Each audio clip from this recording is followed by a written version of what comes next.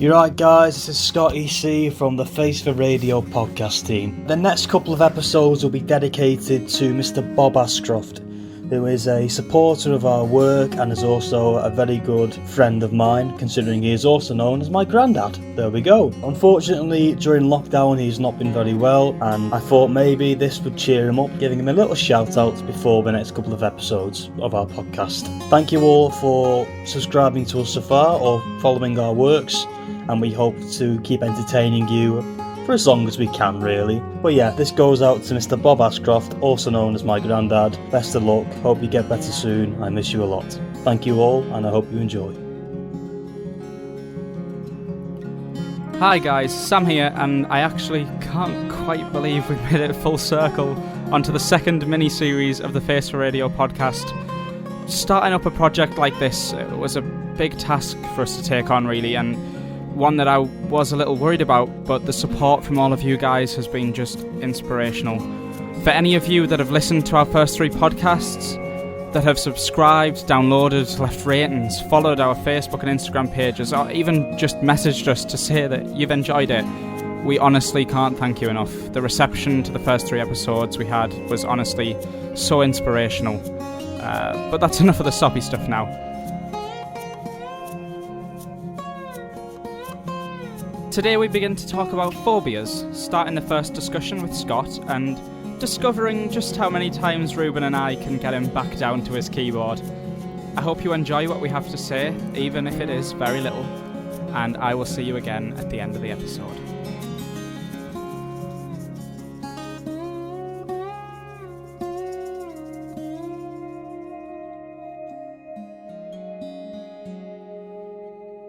Hello everyone, and welcome back to episode 4 of Face for Radio. Just like last time, I am joined by the genetically engineered cyborg, Ruben Austin. Hi, that's me. I'm Ruben, and I meant to do a fun fact. So, this week we are discussing fears and phobias. Oh, it's topical. It's topical. It is. It's a themed fact. You're setting the bar high for the future here. I hope you realise, you're going to have to think of a themed fact for all categories in the future if you go here on the first one. Yeah, I'm willing to take the plunge on that. I reckon I can do that. Okay. Sweet. It depends on the topics now. But yeah, the word phobia comes from the name of the god Phobos, who was the god of fear in Greek mythology, son of Ares and Aphrodite. Ooh. I mean, I will say it's a good fact, but only because that was going to be part of my intro as soon as I introduced you guys, so thanks for that, Ruben. Sorry. And we are also joined, again, by the lovely, chubby-cheeked Scott Copeland. Hi, guys. Oh, how warming of the soul. Excellent. Indeed. A man of few words. That's too much. I'm gone. The delirium has already kicked in. Oh, goodness gracious me. We're back, boys. We're back. Hey. Who would have thought we'd make it this far? Hey, look at us. Not me. Who'd have thought it? Hey, not me. Not me. We have defied all odds, and we are back for another either episode or mini-series, depending on how long Scott drills on for this time. Because Scott was famously the longest episode last time. I was 10 minutes shorter last time. Scott was a solid 40 minutes. I was there for about 5 hours, and then... Well, to be fair, we had to cut out half an hour of me trying to figure out why Lee Harvey Oswald killed JFK, and I couldn't find it. Yeah, that is true. That is true. Everyone experienced the full 30 seconds of edited footage of Scott typing into his keyboard.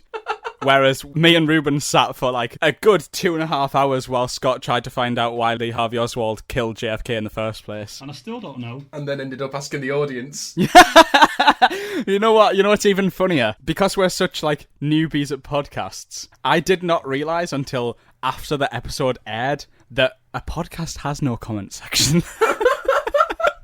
Jesus Christ.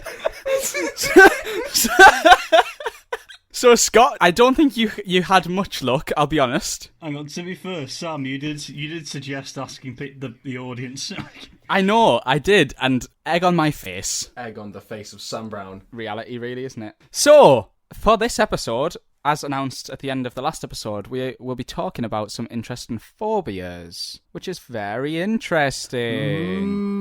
Ooh. Thanks. So, each of us have prepared a small list of phobias and ones that we found just generally interesting. So what we're going to do is we're going to take turns going round in a little circle, or in our case, a little triangle, and we're all going to say the phobias that we've researched. Perhaps we'll start by saying the name, and the others can have a little guess about what they think it is based on the name, because some of them are just unrecognisable. And after that, we'll go into the details of the phobias, have a little talk about them, see what we think about them, and then I'll see what the guys think about all of them in general at the end, I suppose.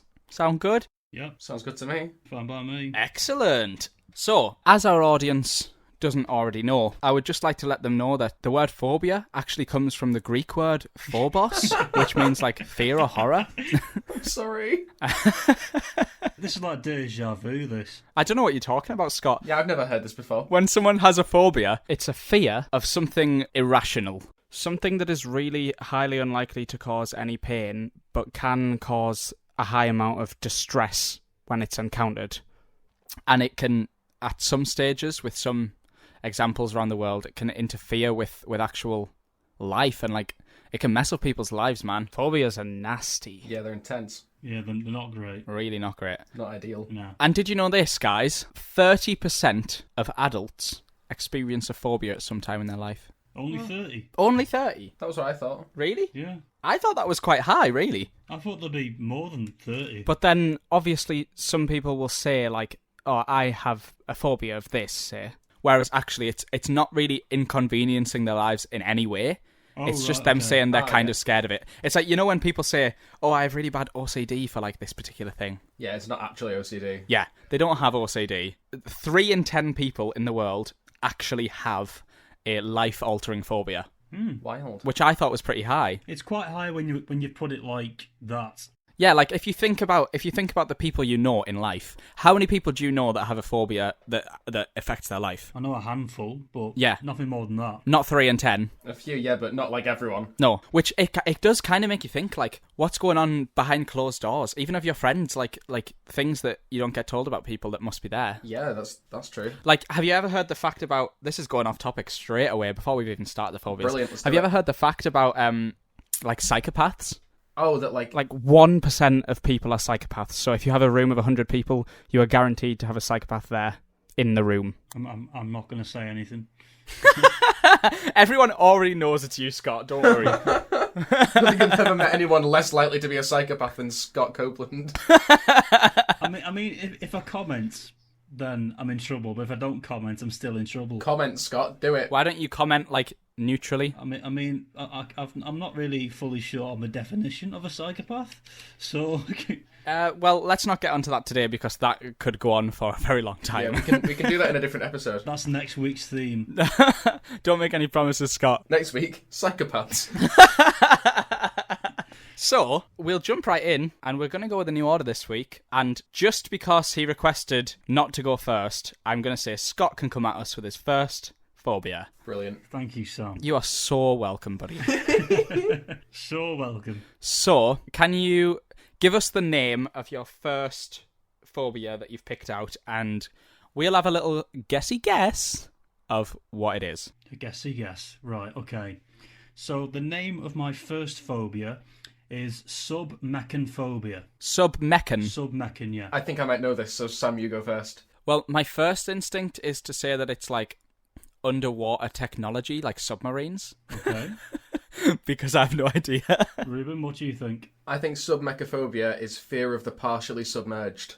Well, Ruben, you are correct. Yay! Wow. Who would have guessed it? It is the fear of partially or fully submerged man-made objects within the water. Like, is that including people? Not people, but things like statues or shipwrecks or cars or shopping trolleys in canals, for example. Right, okay. It's also a fear that I have. So there we go. What? Wait, what? You have a fear of submerged man-made objects? Yeah. Wait, can I just ask, if you walk past a river Yeah. and there's a trolley in the river, Yeah. you get physically shaken by that? I feel physically uncomfortable and I have to move past that object as fast as I can. What? Yeah. I bet you had a great time in the cinema watching Aquaman. I've never seen I'd it. recommend, having heard that, don't. Don't watch it. Yeah. Wow, that's really interesting. I never knew that. Yeah, I didn't know that. Yeah, when I first watched the film Titanic, for example. Oh, wow, that's going to be heavy. Yeah. Yeah, on the first scene of it, they actually use footage of the shipwreck underneath, and the divers are actually having recording them searching through the shipwreck, and I didn't realise this at the time. So when I watched the film, I instantly, it was in school, I ran out of the room to throw up. Wow. But can I also just make the point, and I don't want to say this to ruin your life, but boats are always partially submerged in water. Yes, but you don't see the submerged bit when you're on a boat, for example. You only see the bit above the water. So when I'm on a boat, as much as I may not enjoy it, I'm not really concerned of what I can't see. But for example, if I walk past a canal, for example, and I'm just looking at all the boats on the canal, and next to it I see a partially submerged shopping trolley or a shopping trolley fully submerged, Wow. I will feel physically uncomfortable or just feel nauseated. So it's stuff that's not meant to be, either not meant to be in the water or not meant to be that far in the water. Yeah, I mean, if I can't see it, then that's perfectly fine. But if it's something that I've seen, then it really unnerves me. So I'm not a fan of deep water. Swimming pools are fine because I can see the bottom of them, and there's always something around me to grab onto, as if I feel uncomfortable. But if I can't go, I wouldn't go diving, for example, because I'm scared of what I may find underneath the water. So it doesn't count for people then? Did you already say that? It doesn't count for people being submerged in water? Yeah, if I see you swimming underwater, Sam, I'm not going to go, nah, that is repulsive. So most people would. But it depends on the trunks you're wearing. But, like, that's it. Like... Yeah, if you see a budgie being smuggled underwater, Oh, does dear, that, Reuben. Oh, dear. Yeah, that would freak me out. But the people who experience this kind of phobia, yeah, the people who experience this type of phobia are people who are commonly scared of submarines or sunken ships, or even what they call buoys, where they measure how far you can go out when they bob up and down in the water. So I was kind of right. My guess was submarines. Yeah, yours was kind of right, but it was the overall fear, not just submarine specific. Well, I'm going to take half a point. You can have half a point. According to the Phobia Wikipedia, which is similar to your Flat Earth Society Wikipedia thing. I feel like it's probably more respectable, but sure. Yeah. Rude. The common fear revolving this is that if somebody who's suffering from this is swimming, they have a fear of possibly being pulled underneath into this object or being trapped in this object. So if you're swimming and you feel, for example, a shopping trolley brush along your feet, you will instantly go into a set of panic. So, like, it would be really bad if you ever were to go in, like, a shark cage in the sea to see sharks. Yeah, that would freak me out. Okay, Reuben, we definitely know what not to do for Scott's stag do. I mean, I feel like you're joking there and you're going to make him do it anyway, and I'm going to have to insist that we genuinely do not put Scott underwater. Oh yeah, I'm going to have to insist that we also don't do that. Sam, I swear. I mean, I'm dreading this stag do whenever it happens. But yeah, that is the first fear that I have to offer on the table of this discussion. There we go. Well, we've learned something new about you, Scott, which is more than we could ever ask. Yeah. Sam, do you have a phobia at all? Are you scared of anything? Or do you live without fear? Reuben, for your benefit, let me just skip right to the end of my notes for what was going to be my end of the episode also, now that we've ruined the start. Oh, cheers, Reuben. Oh, no, wait. Let's keep the suspense, if you're already going to say it. Cheers, Reuben. You have to ruin it. Reuben, I can't believe that you have been so rude today. So first week, I make Sam change the word whammer to humdinger, and now you want to skip through the entire week just to get to the other end of points. Oh, sorry, Reuben. Do you have better things to do today? Yeah. No. Yeah, that's really interesting. I didn't know of that fear at all. I didn't know that existed. Yeah, I didn't realise there was a name for it until this topic came up, and I thought, well, they're not going to know what it is, and plus I don't really know what it is. So here's a question. So when we were on university campus, Yeah. and there's like the lake in the middle. Yeah. Often, when I walked past there, there'd be like traffic cones sticking out. Yeah. Yeah. That would trigger you. Slightly. I've never really walked past that lake unless it's been a night out when I can't see the water. Yay! Hey. I don't know why that was A-worthy, but okay. No, I'm not sure, but... Scott on a night out. You'll know what that's like. Hey! Yay! Hey. So yeah, I think it would slightly worry me, but it wouldn't set me into a panic. Okay. Simply because I know for a fact that a traffic cone probably won't harm me, or like hurt me in any way, or make me feel sick. But the trolley in the canal might. Well, yeah, because the trolley's made of metal, and I could get my foot stuck in the little gaps, for example, or I could get something jammed there. Right. How small are your feet? Yeah, but you got to think hypothetically, because there is an opportunity to get possibly stuck in one of them things, that would worry me. Whereas if I know if I walk past a traffic cone, I'm not going to get blocked in any way by it. Well, I mean, if you got your legs stuck in a traffic cone underwater, that would be pretty difficult to get out. Yeah, pretty much. But that's why I'm not going near the traffic cone in the water. So, Does it work with plants? what? Sorry. Like, does it work with plants? You know, when they're sticking out of the water, they've like grown in the water and they're sticking out. Oh yeah, that freaks me out as well. Really? Yeah, because I would envision myself being tangled in them, and not being able to swim away or be able to climb away or anything like that. Wow.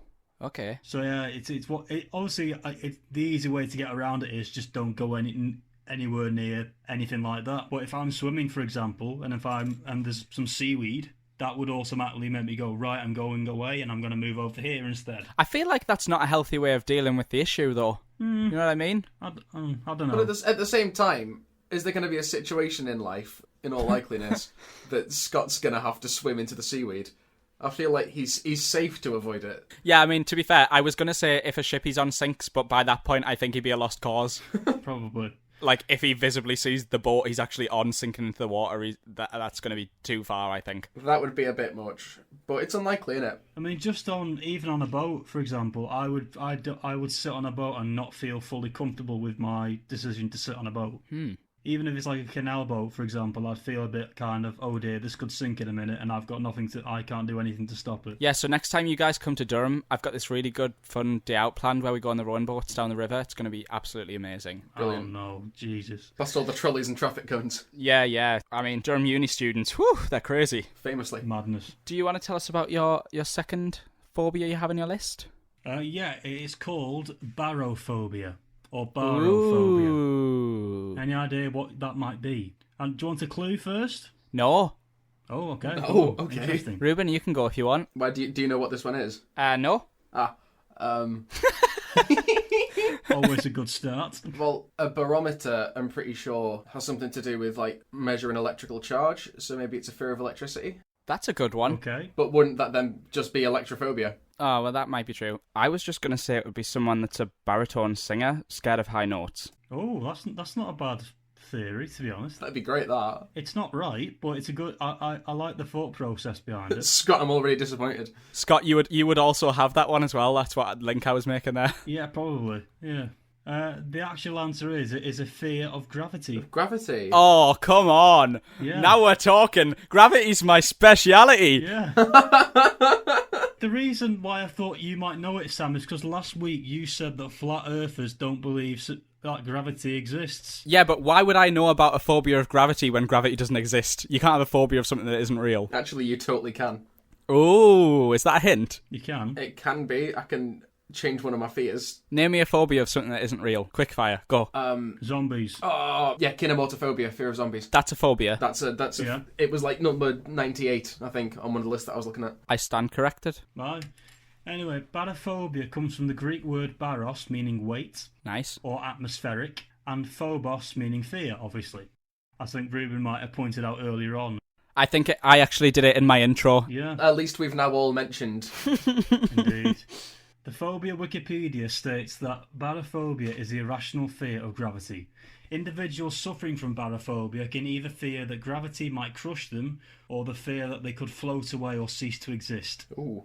Okay, that's intense. And to be honest, lads, I have got absolutely no idea how the thought process behind this works.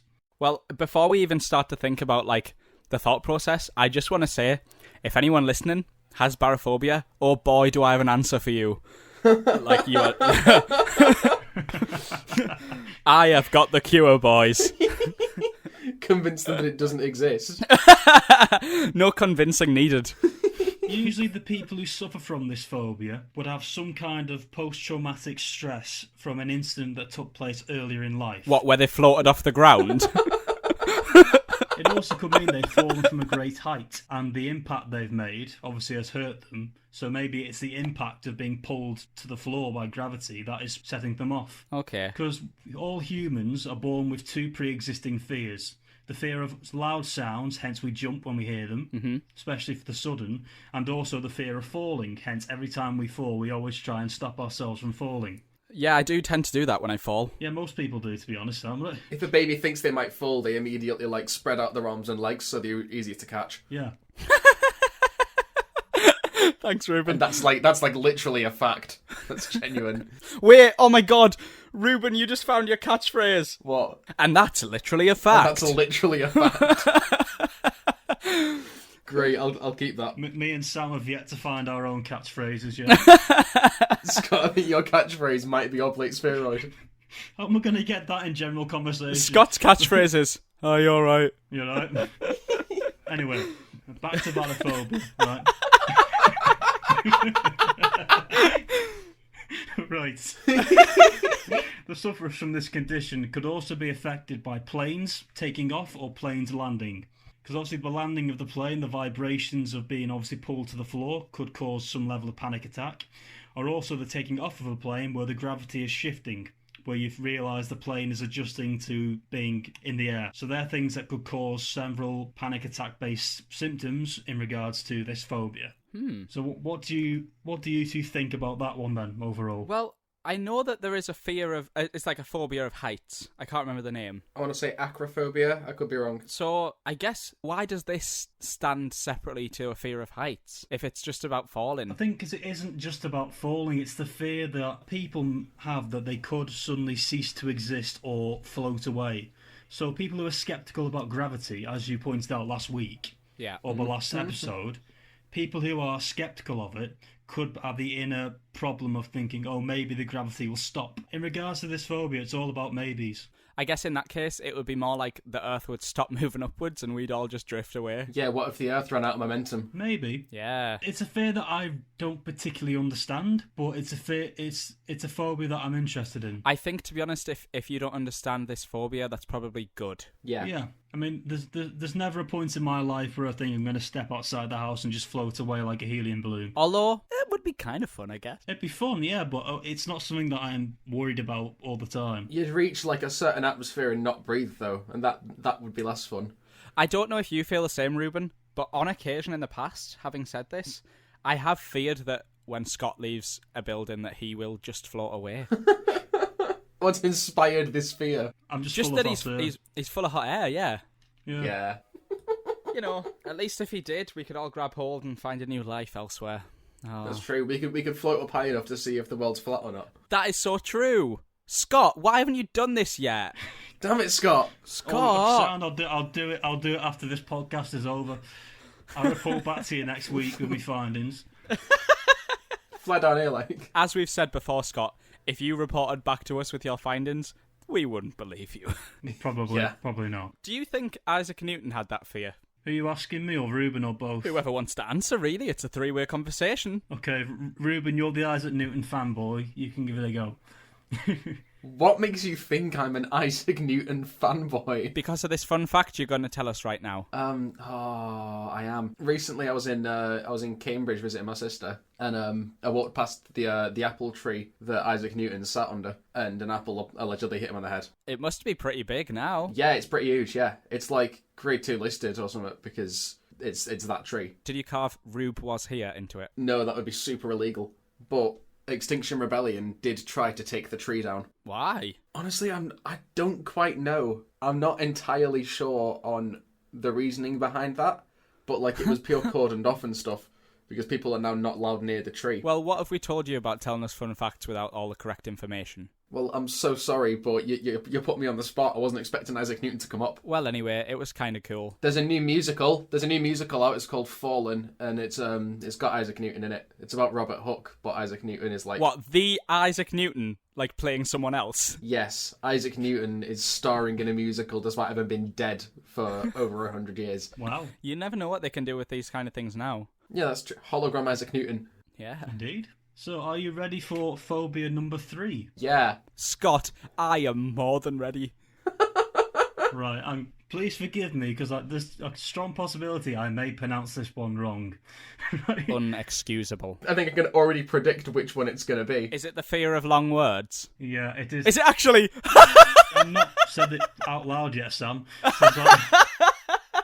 Hippopotamonsterosis quipeliophobia. Sounds about right. Yeah.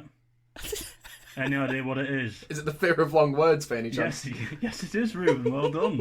I genuinely did not know that. Yeah, it's one of the longest words in the English language. Yeah, it's the fear of long words. Hey, Ruben. Yeah? What's the longest word in the English language? That I know of. Anti-disestablishmentarianism. Nice. Fair dues. Yeah, it's lengthy, isn't it? I hope no one listening has this phobia that we're going to discuss right now, because they probably just turned us off. Yeah, probably. Yeah, they'd be like, nah, this is too much for me. It's like a submerged trolley. You just can't hack it. Here we go. Longest word in any of the major English language dictionaries is... Right, let me give this a go. I've never seen this word before. Let's see if I can pronounce it. Oh, were you wrong? I was wrong, yes. Oh. I thought it was that one too. Ruben, what have we told you about giving incorrect information?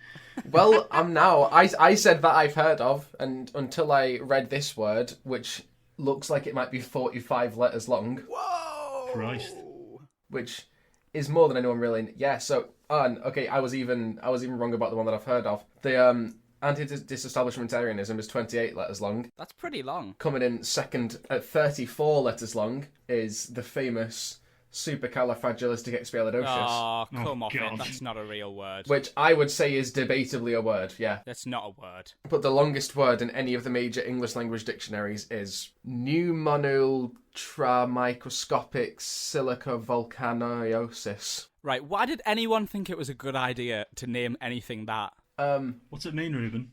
It's a lung disease contracted from the inhalation of very fine silica particles, particularly from a volcano. So it's a medical term, then? Medically, it's the same as silicosis. You can just call it silicosis instead. Oh, God. Well, they have been a little silicosis there, haven't they? You literally disgust me. They could remove genuinely 36 of the letters in that word, and it would mean the exact same thing. Christ. Oh. Don't you just hate people? Well, yeah. Yeah. People.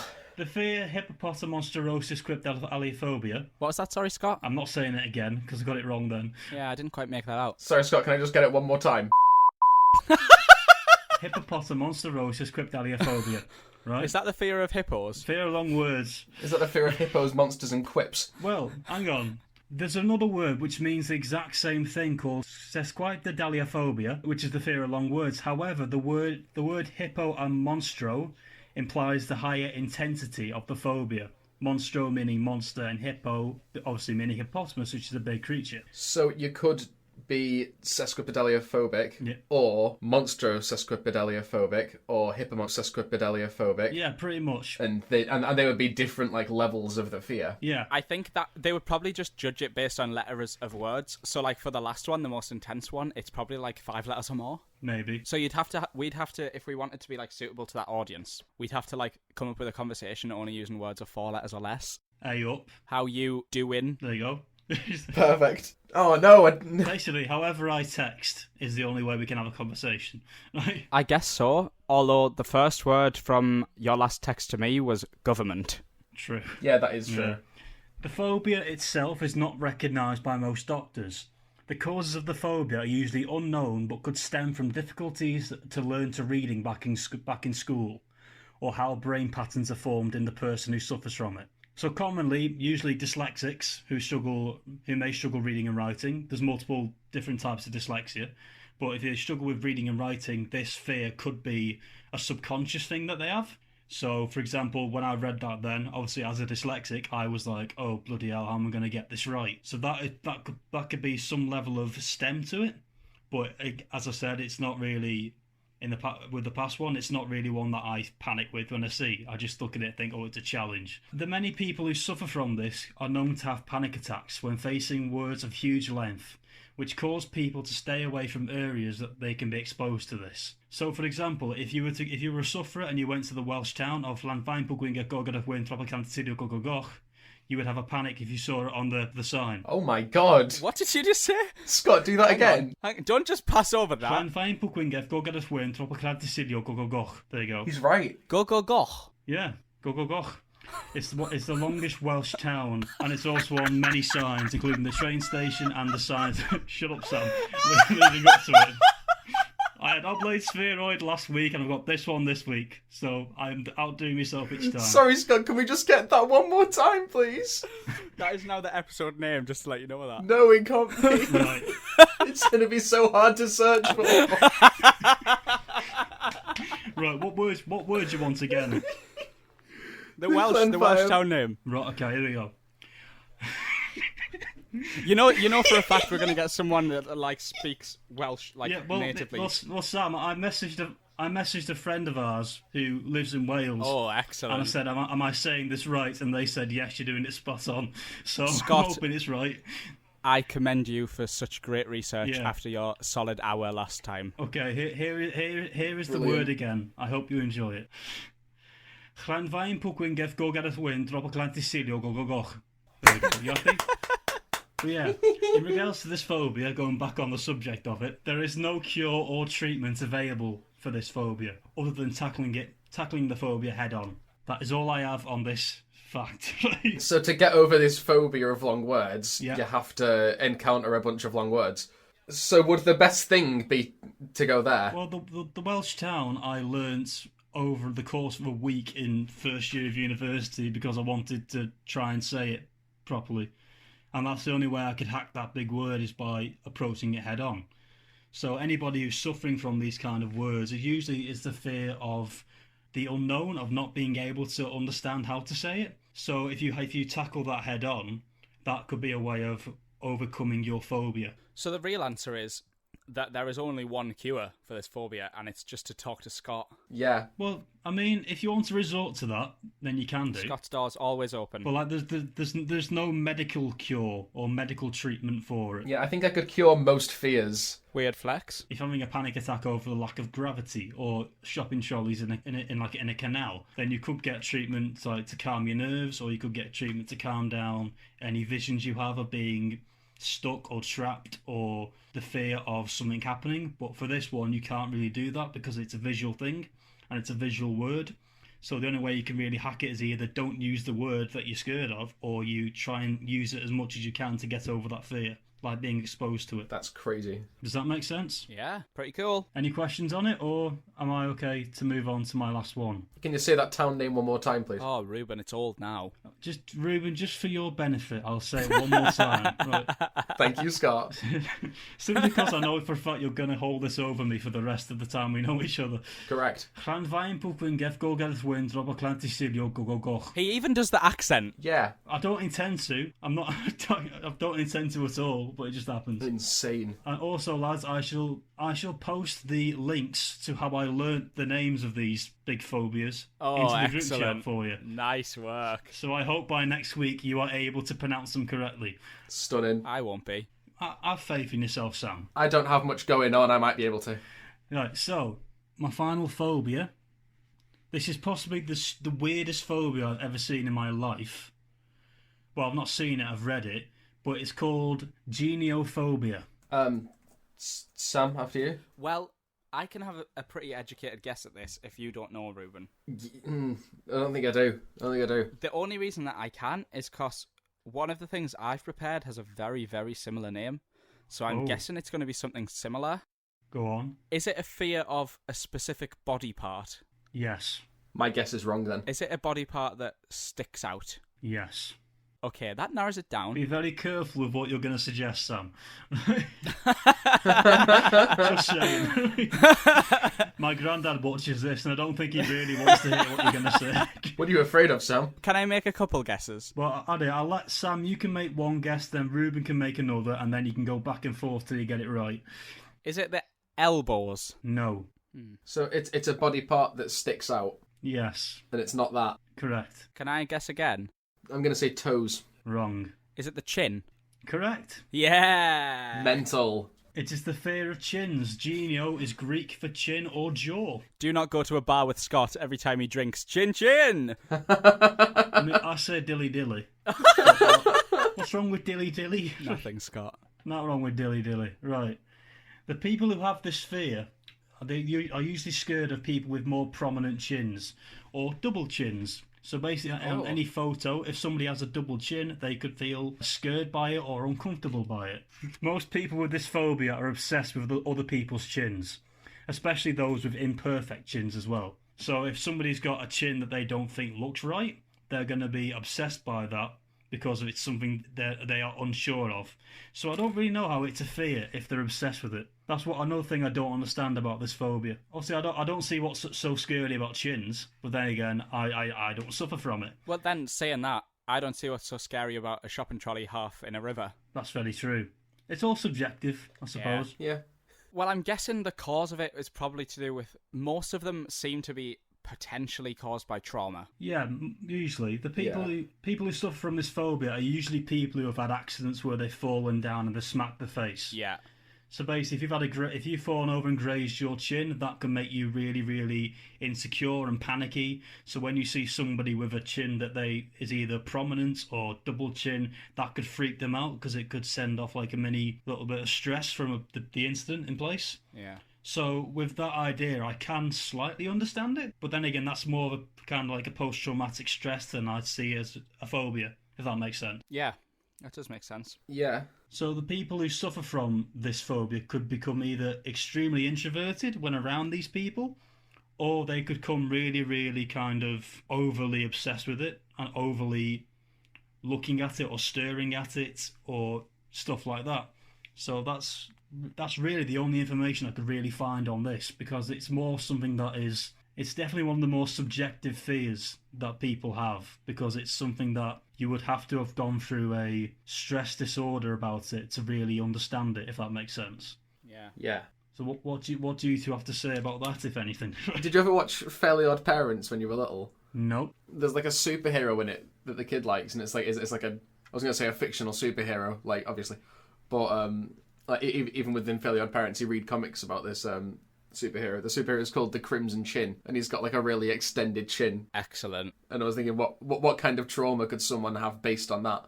And he uses his chin to fight, and his catchphrase is justice. Yeah. Wow. That's all that I can think of now that you've said about a fear of chins. Crikey. Or the mind of Ruben Austin. It's yeah. I like chins. I've got nothing against him. Well then. I've never had a chin-related bust-up, so I'm fine. I have.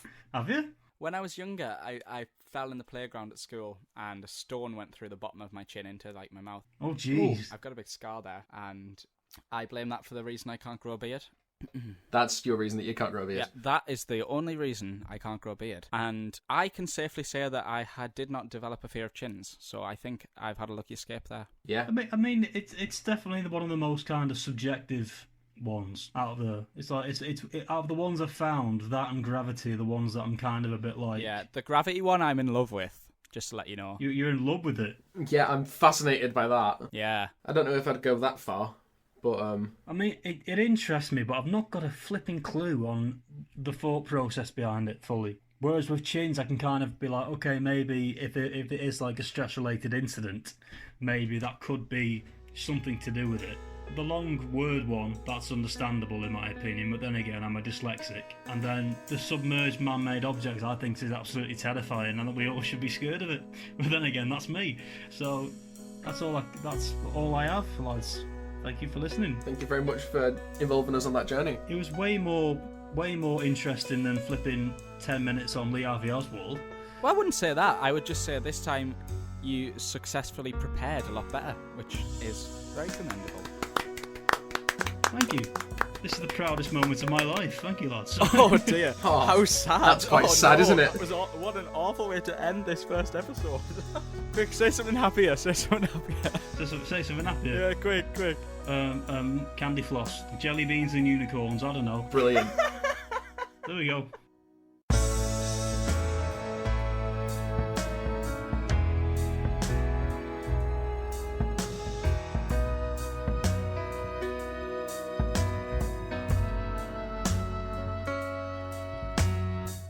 Thank you all so much for listening. If you did make it to the end of the episode and you enjoyed the last 40 minutes of your life, then it would be absolutely amazing if you could leave any ratings or reviews on our channel, and make sure to follow our socials for any updates on future episodes.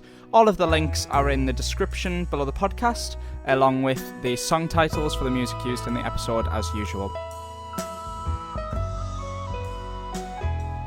I can't wait to see you next week as I talk the guys through a few more phobias on episode 5 of Face for Radio. I'll see you there. Bye guys.